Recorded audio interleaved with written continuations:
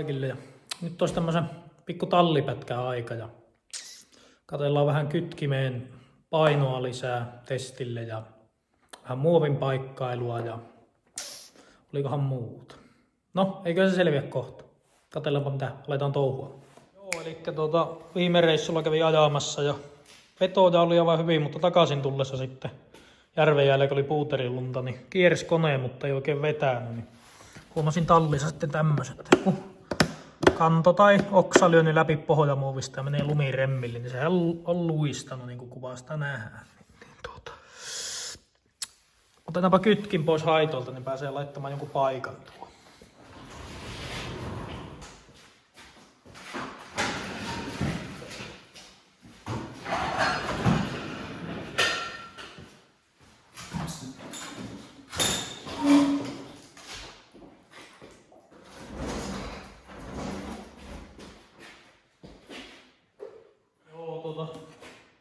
Tuosta tuo suojamuovi pois, niin pääsee tuohon pulttiin käsiksi. Ja tää remmi pyöräyttää ensin tuosta kans pois. Ja mä otan sitten vesikikalla tuon kytkimen irti.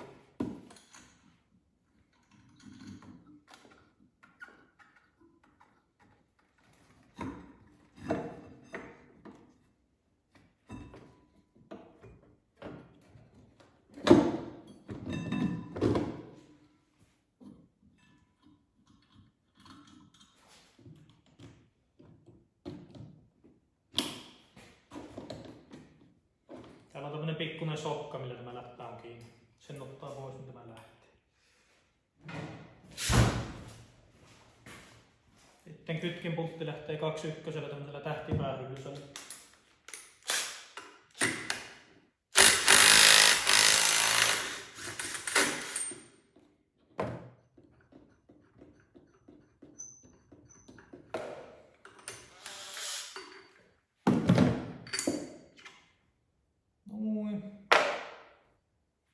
Sitten haetaan kippoon vettä.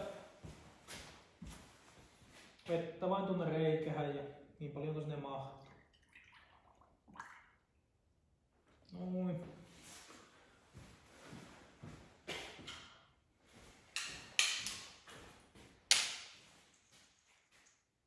Sitten tätä putkitiiviste teippiä tähän kierteeseen. Tää sopivasti, että se menee kierteelle kuitenkin ja tiivistää.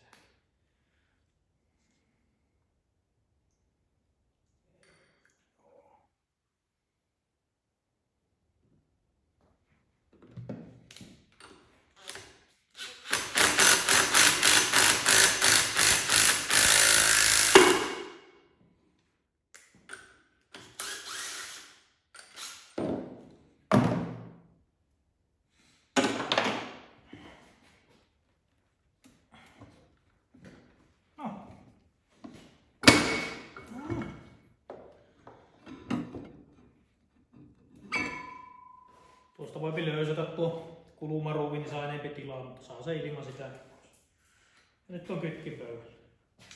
Noin yksinkertaista, ei tarvii ulos vetää tää välttämättä. Joo, paikataan tuo pohja ensin ja otetaan sitten tämä kytkimen ranovointi. Mitä tähän tehdään? Joo, nyt näkee vähän paremmin tämän reijän täältä, eli se on joku jysähtänyt ja tommonen pikku reikä tuossa, niin pitää vähän siistiä näitä reunoja ja väännellä kohilleen miten saapii ja katsoa sitten mistä minä teen tuohon sen suoja. Mulla on tuossa vähän kumimattoa tai sitten vanhasta roiskeläpästä semmosen ja liimaa väliä vähän popniittiä, niin kyllä sitä hyvää tullut.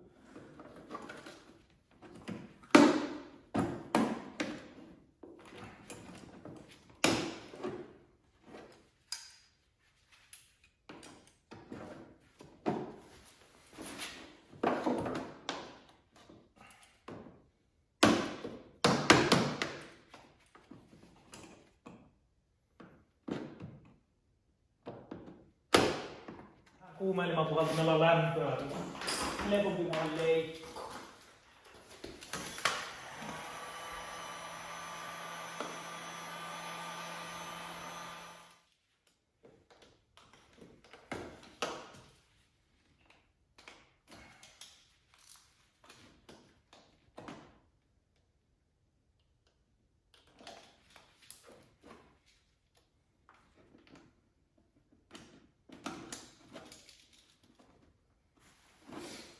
Siinä on onneksi iso reikä. Nuo kompelee ja tiivistää massalla ja tuohon pitää melkein sisäpuolelle laittaa se levy niin massa väliin sinne ja taivuttaa tänne sivulle. Sitä tulee hyvä. Otetaan nippusiteitä ja 3,5 millin poran terällä. Kokeillaan, jos nuo mahtuisi tästä menemään. Otetaan tikkaamaan kiinni.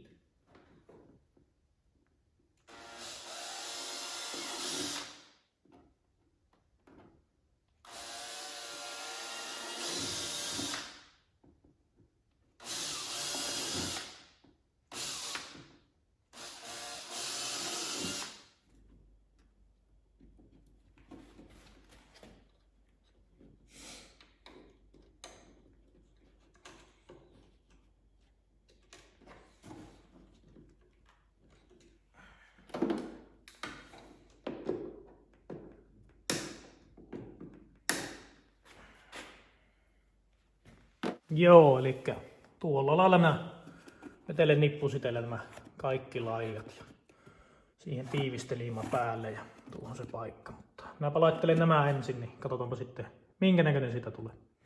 No niin, nyt on ommeltu ja siitähän tuli jo jämäkkä nyt. Mä putsaan ulko- ja sisäpuolelta ja vetän sen tiiviste liimamassan tuohon päälle ja tähän pitää leikkoa vielä se palanen ja mikähän sitä tulee hyvä. Rase-modeeli. Löytyyhän sitä muovia. Sitä artikkatin osaat hyötykäyttöä. Tuosta saa näppärästi pohjamuovia.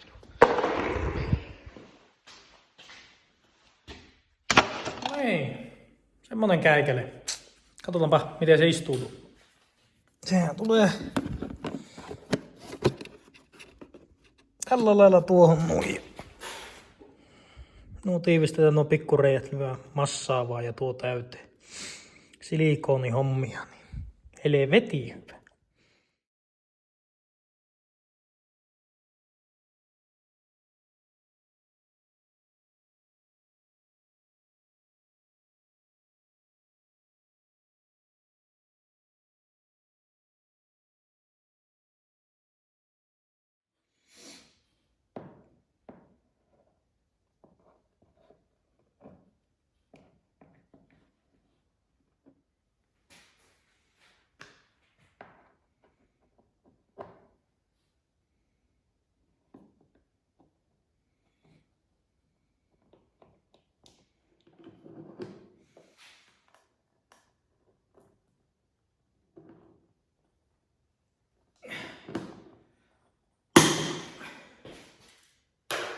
No niin, nyt olisi reikä ummessa.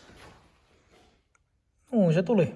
Tämän puolen mä nuo nippusiteet kaikki vetäisin tuolla tiivistemassalla ja tuon tuolta ja tähän koloon vähän tasoitusta.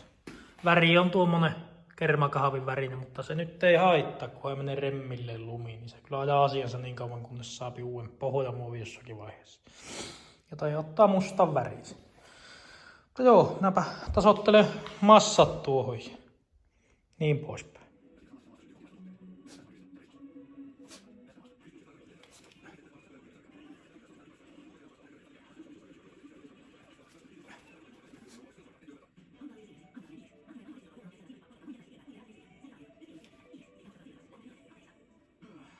Noniin. Se saa jäädä kuivumaan siihen. Huomenna laittaa kytkin paikalle ennen kuin lähtee ajaa. No niin, nyt on kelekka yö yli kuivunut ja tänään minä en sitten vielä ajamaan lähtenytkään. Tää laittaa kunnolla loppuun tuo. Kävin tuovirenkalta vähän uutta juttua. Katsotaanpa mitä sieltä tuli mukaan. Joo, eli T-Driveen näitä työkaluhommia ja 10-9 13 millin kannalla nämä M8 pultit heliksiin, niin helpompi purkaa, ei tarvitse niitä torkseja. Saa räikkälenkillä tuossa paikallaan vaihtaa, jos tarvii osia. Sitten oikealle puolelle tämä rauta, jalkakotelohon ja linkkulaukku. Ei tarvitse enää reppua kantaa. Joo, eli otin eilen tämä kytkimen irti ja menisin putsata vähän lautasia ja lisään tuonne keskivaiheelle tuon DRT:n painovarteen yhden rikan painoa lisää, että jos saisi luistoa vähemmälle. Toki sitä luistoa ei saa koskaan kytkettyä kokonaan pois, koska jos rinnet ajat esimerkiksi kaasupohjassa ja tulee kovaa jälki, tela käy ilmassa tai muuta vastaavaa, niin silloin voi tulla se luistomerkki tuonne kytkimen lautasiin, mutta minä testaan nyt lisäämällä painoa. Toki meillä on keli on nollassa. Nyt meni lumi raskaaksi ja alkaa tekemään kunnon pohjia. Mutta mä laitan nyt sen rikan ja käyn tuossa, varmaan menee pimiälle, niin testaamassa sitä säätöä. Ja jos se pelaa ja jaksaa kiertää, niin se on hyvä, mutta jos ei, niin sitten mä otan rikat pois.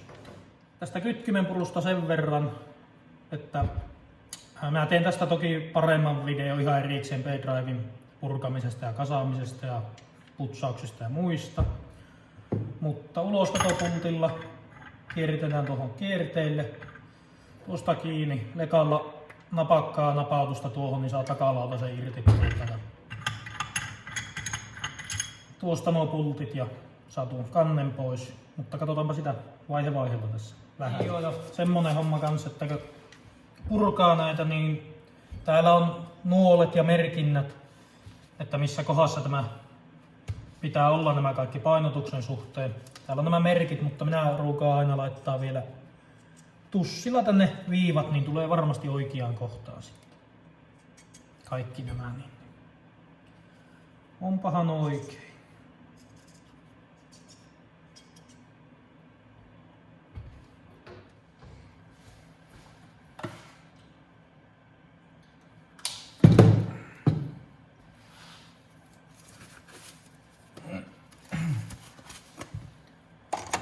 Joo, eli tuohon vain napautusta. Joskus joutuu lyömään 100 kertaa, joskus kerran. Ja toinen hyvä konsti ottaa tämä kytkin käteen ja pamauttaa betonilattia väärinpäin. Sillä laillakin saa. Mä oon purkanut tätä kytkintä, niin tämä ei ole tarttunut. Sitten aina kun laittaa kytkimen paikalleen, niin kannattaa putsata nuo kaikki kartiopinnat hyvin, karhun kielellä tai vesijuomapaperilla ja kreatiinilla putsata kaikki paska sieltä välistä pois. Noin, siinä on takalauta.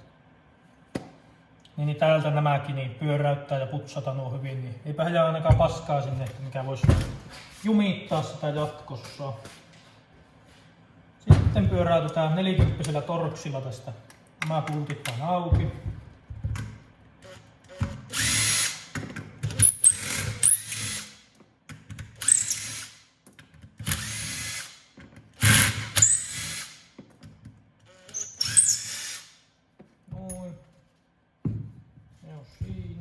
Työkalua täältä.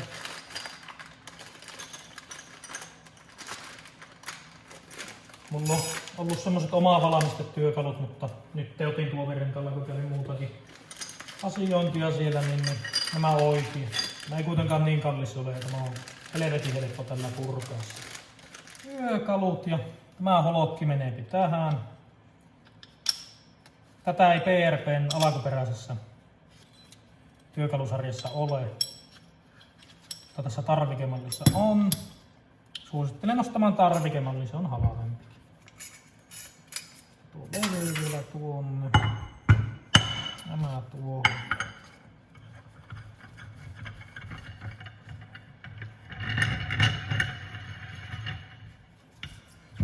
Sitten vaan veivat. Tämä on tosi helppo tehdä tällä oikealla työkalulla. Suosittelen hommaamaan nuo oikeat työkalut, niin ei tarvi värkätä. Itse olen värkännyt ja kirvannut ja tehnyt vaikka helvettiä näitten kanssa. Sokkapihit on hyvä, että tähän niin saa levittää tuota sokkaa ja se lähtee melkeinpä sormilla tuolta. Messelillä voi vähän avittaa. Noin se on irti.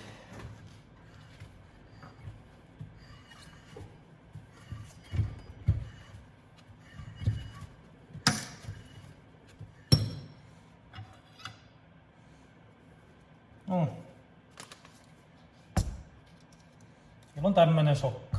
Vanhemmissa muistaakseni oli semmoset puolikuusi eikerirenkaat. 17 se sai ainakin. On se nykyään tämmönen pyöreä sokka.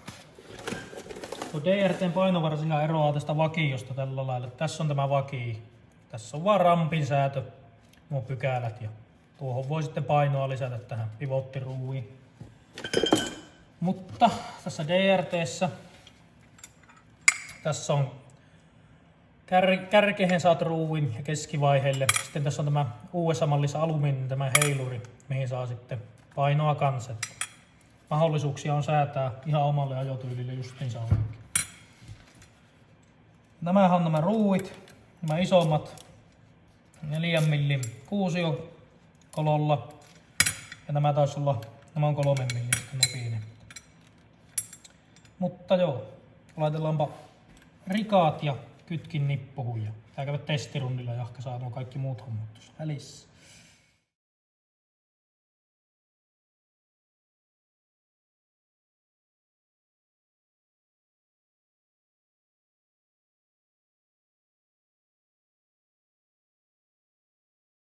Liineriin putsaillaan pikkusen tätä kytkintää.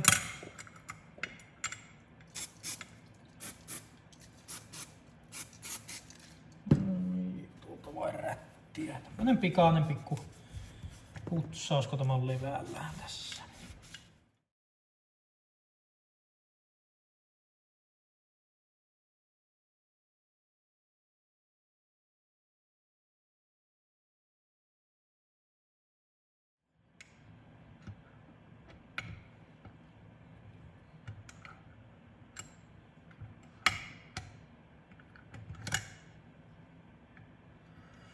No, se on paikalla.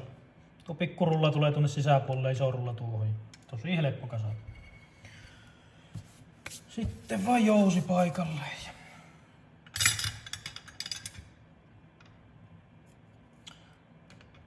Taas on kovaa ajua.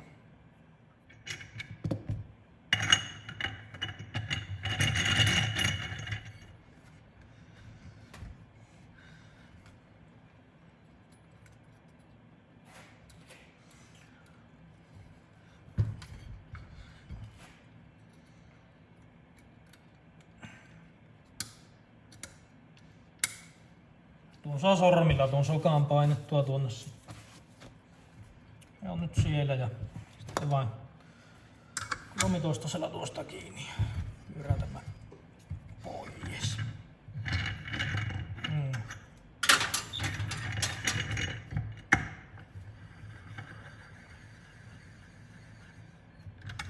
Joo, ja tämä lautasten puhistus, niin karhun kielellä tai sitten mulla on tosi hienoa.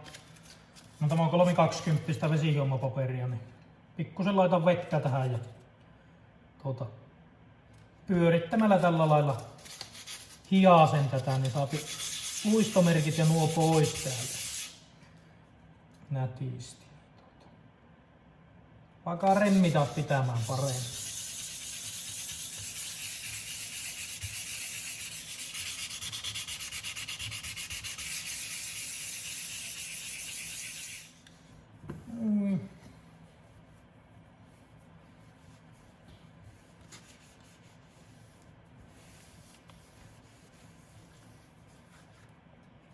Sitten vielä jarrukliinerillä putsaus.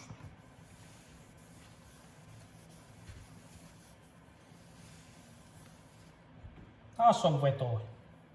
Teen tuon toisenkin tällä lailla ja sitten tuon kampiakselin pään käy hiasemassa, niin saa paskat pois sieltä, niin se ei tartu niin lujaan se kytkin. Mukavampi ottaa pois ensi kerran. No niin, nyt on toinenkin hivastu. Sitten tehdään tussilla tänne. Tämmönen leviä. Viiva.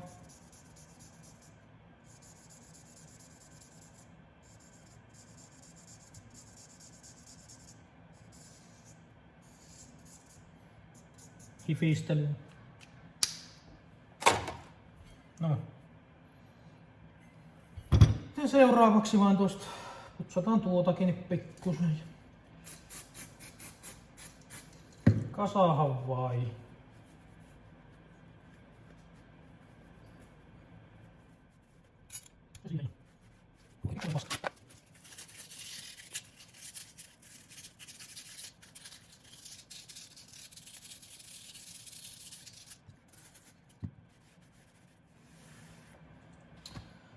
Noin ja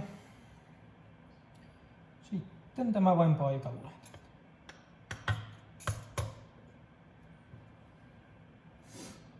Näihin minä en laita lisää liimaa, koska mä imasee aika hyvin kiinni tuonne. Ei kannata kovin lujaa edes vääntää sillä, että pysyy, mutta ei ylitiukko. Koska ne ei sitten ensi kerran kun puraat, niin meinaa kirveilläkään lähtiä. Joutuu lämmittämään ja tekemään vaikka helvetti, että ne saa irti. Kohtuus kaikessa näitä tiukkoissa. Toki näihin ihan oikeatkin momentit, mutta mulla ei nyt tähän hätään ole semmoista momenttia vaan.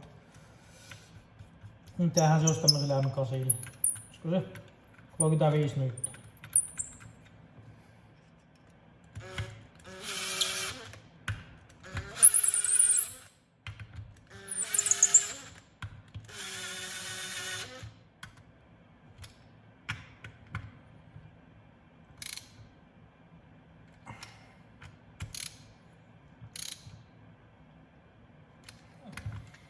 Se on paketissa. Sitten vain tuohon ja puotama paikoille.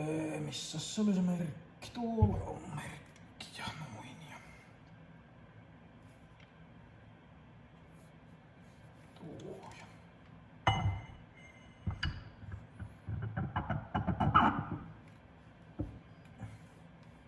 Noin, se on kartiolla siitä. Tuo tahtoo tarttua monesti lujahan tuo takalautanen tähän molikkoon.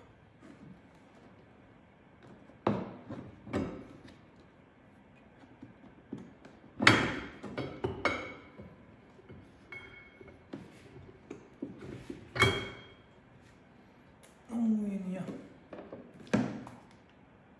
lausa tähän ja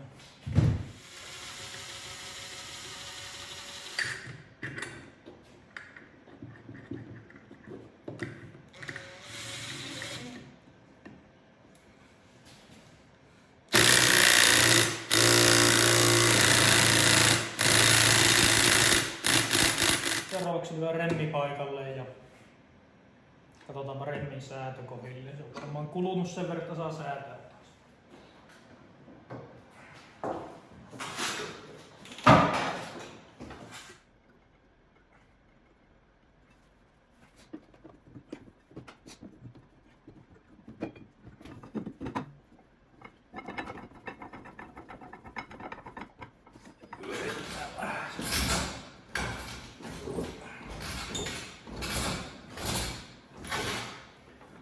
No niin, sitten me nähdään täältä.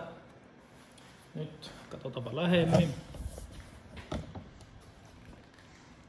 Eli se on, tuosta kun katsotaan, niin se on noin pari milliä alle lautasten reuna, eli nostetaan tasalle. Tämä tapahtuu sillä lailla, että variaattorin suojassa kelekan mukana tulee tämä variaattorityökalu, millä saa levitettyä lautaset. Siinä on ristipää, sitten on torksi. Torksilla löysätään tuosta alumiinikäikäleistä, mikä on tässä akselin päässä. Pulttilöysälle. Sitten tämä molikka on vastakkäin kierteellä, eli normaali pultti, kun kirit, niin tässä se silloin löystyy. Eli nyt jos me halutaan kiriä tätä, eli työntää heliksiä tuonne päin takalautasta, niin silloinhan se tietenkin levenee, tämä väliremmi menee vaan syvemmälle. Eli me löysytetään tätä, jolloin heliksi tulee tänne päin takalautasen kanssa ja remmi nousee.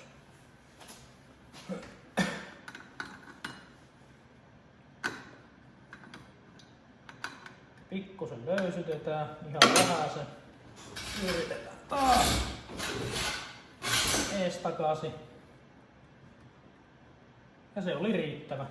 Noin milli tarvi tuohon ottaa ja nyt on taas remmi oikealla kireydellä. Mä itse katon tämän yleensä joka kerta kun ajamaan lähden. Koska silloin kun remmi on oikealla tasolla, niin se vetää paremmin. Ei pääse remmi luistamaan, se ei lämpiä ja silloin ei remmikään hajoa. Mulla ei ole 13 kauteen mennyt yhtään remmiä, niin katso remmin kirjaus aina kun lähdette ajaa. Ja vaikka jos tuntuu kesken päivänkin, ettei veä ja olette unohtaneet sen, niin sivuposki auki ja remmin kirjaus kattoa. Yleensä se siellä voi olla se vika. Säästyypä remmerikolta. Jes, seuraava homma. No niin, nyt on saatu pohjanuohia ja kytkin nippuhun, niin tuolirenkaalla kävin piipahtamassa, niin sieltähän löytyi tämmönen laukku. Uusi malli, linkku. Kiinnikkeellä tulee niin kuin yleensäkin PRP:llä ja tämä on vesitiivislaukku. Tosi tilava ja varmasti mahtuu kaikki tarpeellinen, mitä yleensäkään tuolla metsässä tarvii. Mä voin siitäkin tehdä erikseen videon sitten, että mitä kaikkea nämä kannaa yleensä tuolla metässä mukana kun ajelemassa. Tehdään siitä erikseen pätkää, mutta tosiaan jos tämmösiä tarviipi ja nuo kytkintyökalukki, niin tuovirenkaalle vain puhelua tai viestiä, niin varmasti löytyy tarvittavat kannat. Mutta joo, tässähän on sortiperä. Tässä on 2 linkkuhommalle paikat. Mutta tähän viimeiseen nyt ei hirveästi saa mitään, kun nämä laudunkin jos laitat, niin se ottaa tähän valoon kiinni. Mutta tässä on paikka ja täällä on valmiiksi porattu reijät. Mulla on teipit päällä, mutta tuosta kun painaa peukalolla, niin täällä ne näkyy. Siitä mä pyöräytän vaan mattoveitsellä reijät auki ja molemmin puolin. Sitten tuossa laukkujen mukanahan tulee aina linkkukiinnikkeet, nämä kierre vastakappaleet ja torksikantaiset puut. Sitten tässä vesitiivissä laudussa tulee vielä tämä voiteluaine tuonne pohjaan näille kiinnikkeille, että aika ajoin niin pitää tuo tiiviste vetassa tällä aineella, niin se pysyy varmasti viimeisen päälle vesitiiviin. Niin. Mutta asennetaan linkkukiinnikkeet ja laukku siihen. Näin pois. Katellaan kohta lisää.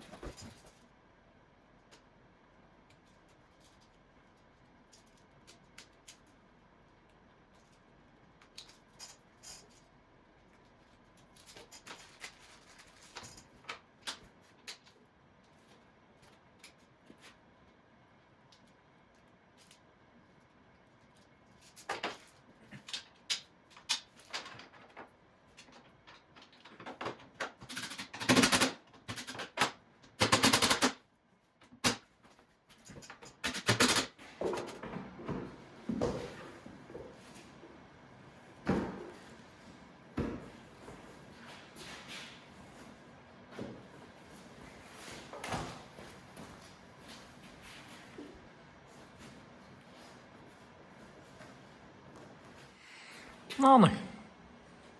Nyt on laukku kiinni. Tuosta vaan molemmin puolin nuo auki ja tuoko laukku ylös ja pikakiinnikkeellä pois. Sitten tämä laukkuhan on tämmönen. Tästä saa tämän kannen kokonaan pois. Täällä on verkkotasku, minne saa talteen tavaraa. Sitten tämä on se vesitiivistasku kans. Täällä on hyvin tilaa. Vetoketju on vähän enempi auki. Noin. Tänne kyllä mahtuu. Täällä on sisälläkin tämmönen remmi, millä saa vähän köytettyä tavaroita paikalle. Ei aivan valtoimenaan hölskys siellä. On varmasti hyvä. Tuohon vielä lapio paikalle, niin suojaa vielä enemmän tuota kantaa. Se on hyvä. Niin, nyt on kytkintä vähän sääjelty ja linkkulaukku laitettu ja tähän Klimin kypärään laitoin lipaalle kans tuon GoPro-kiinnikkeen, niin siihen saa sen valon. Ja nyt lähdetään käymään testilenkillä. Miten pelaa tuo voimalinja.